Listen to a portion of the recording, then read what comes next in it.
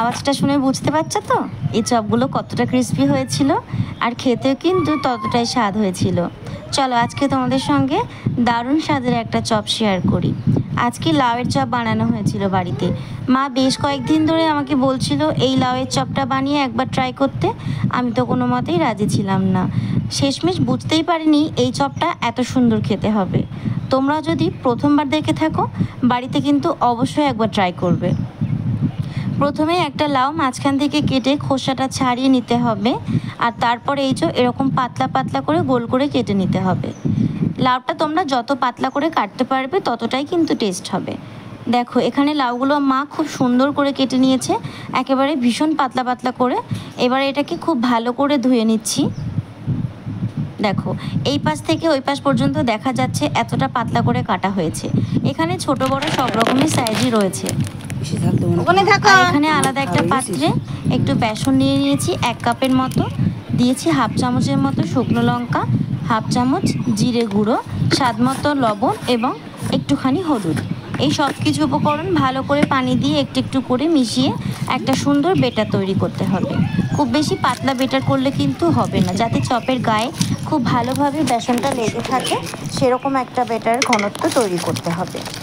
একেবারে পানিটা দিলে একটু বেশি পাতলা হয়ে যাবে, সেই কারণে অল্প অল্প করে পানি দিয়ে এভাবে ঘুরিয়ে ঘুরিয়ে আন্দাজ মতো একটা বেটার তৈরি করতে হবে। আর এটা কিন্তু অল্প খুব পানি দিতে হবে, কারণ অল্প পানি দিলেও এটা ফ্যাটাতে ফ্যাটাতে অনেকটাই বেশি পাতলা হয়ে যায়। পানিটা এখানে খুব বুঝে শুনে সেই কারণে দিতে হবে। বেসনটা কিন্তু রেডি হয়ে গেছে। আর এখানে রয়েছে পোস্ত। উপর থেকে কিছুটা পোস্ত আমি দিয়ে দিয়েছি 1 চামচের মতো। পোস্তটা দেওয়ার পরে একটু কালো জিরে দেওয়া হয়েছে ফ্লেভারের জন্য। আর এদিকে কড়াইটা গরম হয়ে গেছে, তেলটাও গরম করে নিচ্ছি। তারপরে গোল গোল করে কেটে রাখা লাউগুলোকে বেসনে ডুবিয়ে নিচ্ছি। খুব ভালো মতো করে এপিট ওপিট কোট করে নিতে হবে, তারপর গরম তেলে ছেড়ে দিলাম। দেখতে পাচ্ছ শুরু হয়ে গেছে চপ ভাজা। আর তোমরা দেখতেই পাবে খুব সুন্দর কিন্তু চপগুলো ফুলে গেছে।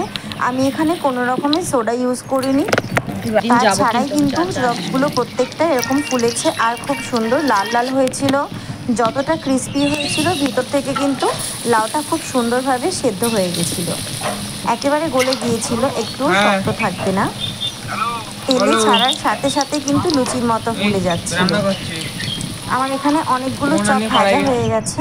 এবার আলাদা একটা পাত্রে আমি সার্ভ করে নিচ্ছি। দেখতে পাচ্ছ বেশ কয়েকটা চপ এখানে ভাজা হয়ে গেছে। এটা তোমরা সন্ধ্যাবেলা স্ন্যাক্স হিসাবে ট্রাই করতে পারো, আবার গরম ভাতেও খেতে পারো। এটা ছোট থেকে বড় সবারই কিন্তু খুব ভালো লাগবে। আমি একটা ভেঙে তোমাদের দেখিয়ে দিলাম। আজকের মতো এখানে শেষ করলাম। একটা লাইক কমেন্ট করে দিও। সবাই ভালো থেকো। আল্লাহ হাফিজ।